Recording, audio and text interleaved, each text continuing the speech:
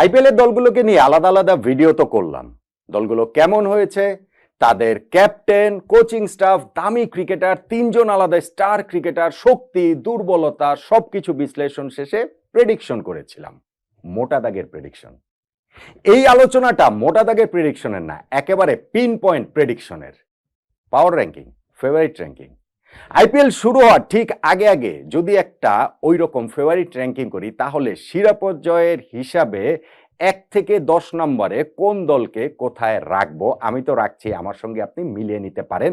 যদিও জানি কাজটা আসলে ভীষণ রকম রিস্কি, কেননা আইপিএল এর দলগুলোর শক্তির তারতম্য আসলে আপনি 19-20 না বললেও 18-20। ফলে এই জায়গাটাতে প্রেডিকশন করাটা খুব টাফ। যেহেতু দলগুলোর শক্তির তারতম্য কম, প্রেডিকশন করার রিস্কটা তাই অনেক বেশি। আমি যেই দলটাকে 10 নম্বরে রাখছি সেই দলটা দেখা গেল টুর্নামেন্ট শেষে চ্যাম্পিয়ন হয়ে যেতে পারে। আমি যেই দলটাকে 1 নম্বরে রাখছি সেই দলটা দেখা গেল প্লে অফেই কোয়ালিফাই করতে পারছে না। গতবারের আইপিএল এ কে ভেবেছিলেন, কতজন ভেবেছিলেন যে মুম্বাই ইন্ডিয়ান্স ওই রকম দল নিয়ে 10 দলের মধ্যে 10 নম্বরে থাকবে? কে ভেবেছিলেন রয়্যাল চ্যালেঞ্জার বেঙ্গালুরু তারা প্রথম 8 ম্যাচের মধ্যে 7টাই হেরে যাবে, আবার পরে 6 ম্যাচে 6টাই জিতে প্লে অফটা কোয়ালিফাই করে ফেলবে? ফলে আইপিএল এ যে কোনো কিছুই হতে পারে। এই প্রেডিকশন র্যাঙ্কিং একেবারেই পুরোপুরি তছনছ হয়ে যেতে পারে। হোক না, অসুবিধা কি? এইগুলো তো আসলে ফান করার জন্য, মজা করার জন্য। আমরা সেই জায়গাটা থেকেই একটা প্রেডিকশন র্যাঙ্কিং করতে চাই। পেছন থেকেই শুরু করি। 10 নম্বরে আমি রাখছি রাজস্থান রয়্যালসকে। গতবার যারা প্লে অফে খেলেছিল, এলিমিনেটর ম্যাচ জিতে সেকেন্ড কোয়ালিফায়ার পর্যন্ত চলে গিয়েছিল, কিন্তু এইবারের এই দলটাকে আমার কাছে মনে হচ্ছে না যে অত দূর তারা যেতে পারবে। শিরোপার হিসাবে তো আমার কাছে তাদেরকে রাখতে পারছি না, যদিও দলে নামি দামি অনেক ক্রিকেটারই রয়েছেন। সেইটা রিয়ান পরাগ বলুন, যশস্বী জয়সওয়াল, সঞ্জু স্যামসন, জফরা আর্চার, ওয়ানিন্দু হাসারাঙ্গার মতো ক্রিকেটার থাকা সত্ত্বেও আমি রাজস্থান রয়্যালসকে 10 দলের মধ্যে 10 নম্বরেই রাখছি। 9 নম্বরে গুজরাট টাইটান্স। গতবারও তারা শেষ করেছিল 8 নম্বরে থেকে। এইবারও দলটার যে খুব যে শক্তি বৃদ্ধি হয়েছে ব্যাপারটা সেরকম আমার কাছে মনে হয়নি, কিন্তু তারপরও দলটাতে অবশ্যই ভালো ভালো ক্রিকেটার তো রয়েছেনই। সেইটা শুভমান গিল, জশ বাটলার, রাশিদ খান, মোহাম্মদ সিরাজের মতো ম্যাচ উইনার এই দলটাতে রয়েছে। তারপরও আমি তাদেরকে শিরোপা দূরের কথা, আমি আসলে ঠিক প্লে অফ স্থানেও এই গুজরাট টাইটান্সকে দেখছি না। তাদেরকে আমি 9 নম্বরে দেখছি। 8 নম্বরে লখনৌ সুপার জায়ান্টস। 8 নম্বরে তাদেরকে আমি রাখতাম না, আমি তাদেরকে আরেকটু উপরেই রাখতাম। ধরেন এই দলটা এবার আইপিএল এ ঋষভ পান্টকে কিনে নিয়েছে, সবচেয়ে দামি ক্রিকেটার, 27 কোটি রুপি দিয়ে তাকে কিনে নিয়েছে। এই দলটাতে ধরেন আপনার নিকোলাস পুরানের মতো ক্রিকেটারও রয়েছেন, আরো দুর্দান্ত সব ক্রিকেটার কিন্তু তাদের ও এই দলটার এই র্যাঙ্কিং মানে এই দলটার মধ্যে রয়েছে। কিন্তু তারপরও আমার কাছে মনে হয় কি যে তাদের পেস বোলারদের যে ইনজুরি, মায়াঙ্ক যাদব সহ মোটামুটি পেস ইউনিটের সবাই ধরাশায়ী। টুর্নামেন্টের শুরুতে তাদের জন্য আসলে এই অনেকখানি যে পিছিয়ে যাবে সেইটা রিকভার করাটা খুব কঠিন হবে, আমি যদি একদম শিরোপা জয়ের হিসাব পর্যন্ত ধরি। সেই কারণে লখনৌ সুপার জায়ান্টসকে আমি আসলে 8 নম্বরের উপরে রাখতে পারছি না। 7 নম্বরে দিল্লি ক্যাপিটালস। দিল্লি ক্যাপিটালস এইবার কিন্তু দলটা মোটামুটি অনেকগুলো জায়গাতেই তারা চেঞ্জ করেছে। তাদের ক্যাপ্টেন চেঞ্জ করেছে, মানে ঋষভ পান্টকে তো তারা রাখেনি, তাদের কোচ চেঞ্জ করেছে, রিকি পন্টিং এইখানটাতে নেই। তারপরেও এই দলটা যথেষ্ট ভালো একটা দল হয়েছে। সেইখানটাতে অক্ষর প্যাটেল, কুলদীপ যাদবদের এই দলটাকে আসলে যে যখন আমি রাখছি তাদেরকে এইখানটাতে 7 নম্বরে, তার মানে যে খুব তারা পিছিয়ে আছে অ্যাটলিস্ট প্লে অফ পজিশন থেকে, তা তো আর নয়। কিন্তু আমার মনে হয় না যে ঠিক আসলে চ্যাম্পিয়ন হওয়ার মতো অত দূর পর্যন্ত যেতে পারবে। তাদের প্রথম টার্গেট আসলে প্লে অফই হওয়া উচিত। দিল্লি ক্যাপিটালসকে আমি 7 নম্বরেই রাখছি। 6 নম্বরে পাঞ্জাব কিংস। পাঞ্জাব কিংস মানে রিকি পন্টিং এর দল, পাঞ্জাব কিংস মানে অস্ট্রেলিয়ানদের দল, পাঞ্জাব কিংস মানে অলরাউন্ডারদের দল। কিন্তু স্কোয়াডের ব্যালেন্সটা যে আসলে খুব ভালো আমার কাছে সেইটা মনে হয় না। অবশ্যই এই দলটা প্লে অফে খেলার যোগ্যতা তো রয়েছেই, তারা সেই 2014 সালে লাস্ট প্লে অফ খেলেছে। রিকি পন্টিং এর এই দলটা কি সেটা করতে পারবে কিনা, এইটাই আসলে প্রথম চ্যালেঞ্জ আমার কাছে মনে হয়। যদি তারা সেই জিনিসটা করতে পারে, আপনি এইখানটাতে দেখেন দারুণ সব ক্রিকেটার তাদের রয়েছে, সেটা শ্রেয়াস আয়ার, গ্লেন ম্যাক্সওয়েল, কিংবা ধরেন তাদের ওই যে যুজুবেন্দ্র চাহাল, আরশদীপ সিং, এইরকম দারুণ সব ক্রিকেটার কিন্তু তাদের রয়েছে। সো তাদের পক্ষে অনেক দূর যাওয়া সম্ভব, কিন্তু টুর্নামেন্ট শুরু হওয়ার আগে আমি তাদেরকে এই প্রেডিকশন র্যাঙ্কিংটাতে, ফেভারিট র্যাঙ্কিংটাতে 6 নম্বরে রাখছি। পাঞ্জাব কিংস 5 নম্বরে চ্যাম্পিয়ন দল কেকেআর, কলকাতা নাইট রাইডার্স। গতবার তারা চ্যাম্পিয়ন হয়েছে, কিন্তু আমার কাছে মনে হয় যে গতবারের চেয়ে এইবার তাদের শক্তিটা আসলে বৃদ্ধি পায়নি, শক্তি ক্ষয় হয়েছে, যথেষ্টই শক্তি ক্ষয় হয়েছে। সেইটা আপনি ক্যাপ্টেন শ্রেয়াস আইয়ারকে ছেড়ে দেওয়া কিংবা ফিল সল্টের না থাকাটা, কিংবা ধরেন হচ্ছে গিয়ে তাদের ওই যে সুনীল নারিন, আন্দ্রে রাসেলদের বয়সটা আরো 1 বছর করে বেড়ে যাওয়া, সবকিছু মিলিয়ে এই দলটাকে আমি প্লে অফ পজিশনে ঠিক বাইরে রাখছি। তারপরেও এই দলটাতে দারুণ সব ক্রিকেটার তো অবশ্যই রয়েছেন, সেটা নারিন, রাসেলের কথা বললাম, সঙ্গে তাদের কুইন্টন ডিকক, ভেঙ্কটেশ আয়ার, বরুণ চক্রবর্তী, দারুণ সব ক্রিকেটার তাদের এখানটা। মিচেল স্টার্ককেও আসলে তারা এবার রাখতে পারেনি।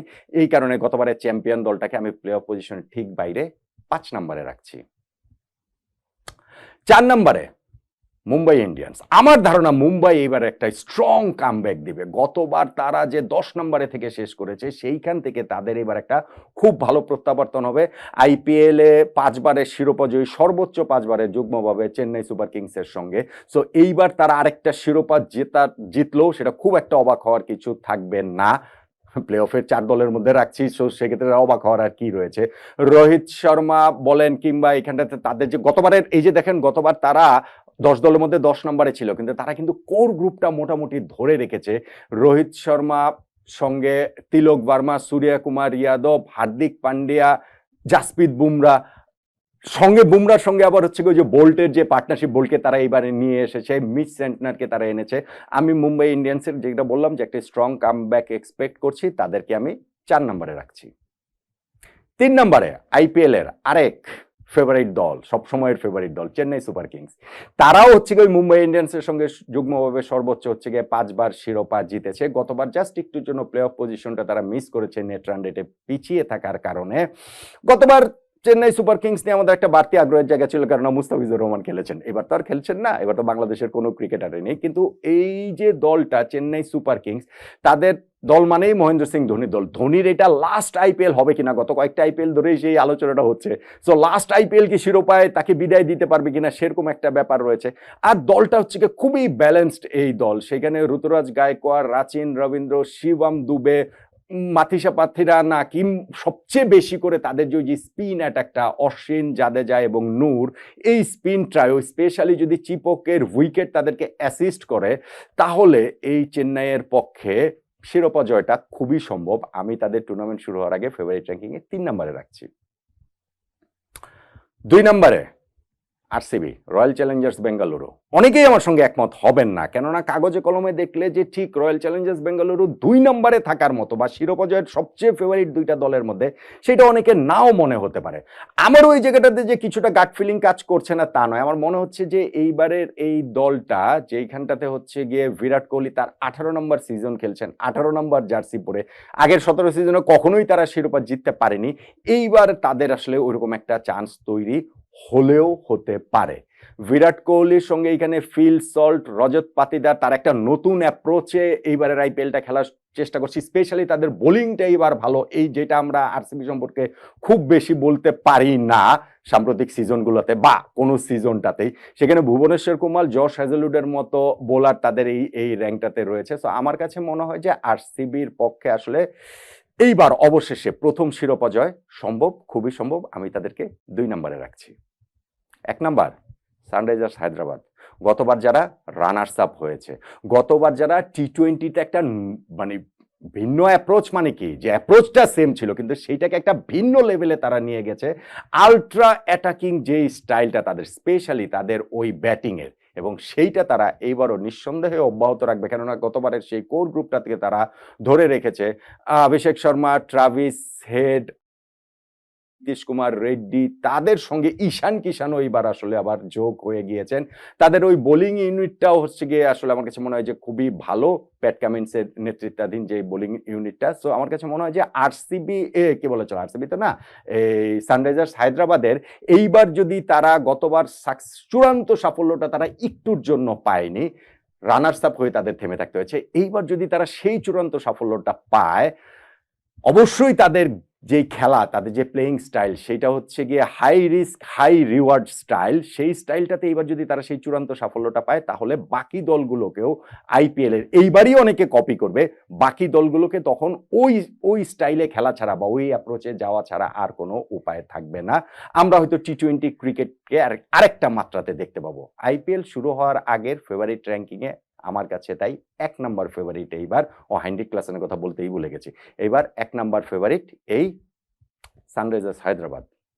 তাহলে আইপিএল শুরু হওয়ার আগে যেই ১০টা দল রয়েছে সেই ১০টা দলের নট আউট নোমানের ফেভারিট র্যাঙ্কিংয়ে ১ নম্বরে সানরাইজার্স হায়দ্রাবাদ, ২ নম্বরে রয়্যাল চ্যালেঞ্জার্স বেঙ্গালুরু, ৩ নম্বরে চেন্নাই সুপার কিংস, ৪ নম্বরে মুম্বাই ইন্ডিয়ান্স, ৫ নম্বরে কলকাতা নাইট রাইডার্স, ৬ নম্বরে পাঞ্জাব কিংস, ৭ নম্বরে দিল্লি ক্যাপিটালস, ৮ নম্বরে লখনৌ সুপার জায়ান্টস, ৯ নম্বরে গুজরাট টাইটান্স এবং ১০ নম্বরে রাজস্থান রয়্যালস। একমত হবেন আপনি? একমত হওয়ার কোনো কারণই নাই। ১০টার মধ্যে ১০টাই এই র্যাঙ্কিংয়ে আপনি একমত হবেনই না।